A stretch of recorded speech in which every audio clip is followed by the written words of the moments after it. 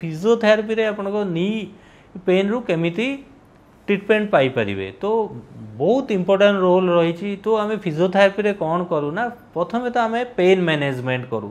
Pain management आप either rest करेंगे icing करेंगे आ गोटे हॉट फर्मेंटेशन करें। हॉट फर्मेंटेशन आउ आइसिंग द्वारा बहुत मात्रा रे जदि आइसिंग आप जदि आंठू माने सोइलिंग अच्छी से जगह आप आइसिंग करेंगे। आइसिंग कले कौन नीर सोइलिंग आउ इन्फ्लामेशन बहुत जल्दी कमिबो। धरतु आप आइसिंग तापर हॉट फर्मेंटेशन धरतु आप नॉर्मल पेन स्टार्ट है तो मुझे एडवाइस करी फास्ट 3 days जहाँ भी पेन हो आपण को नी रे आइसिंग करेंगे। तापर 3-4 दिन आइसिंग पर आप 2-3 दिन आप हॉट फर्मेंटेशन करें। आउ फिजियोथेरापी थाए आप सराउंडिंग नी जॉइंट मसल धरतु आप घर जदि कांथ स्ट्रंग थी ताले छात भी स्ट्रंग थी।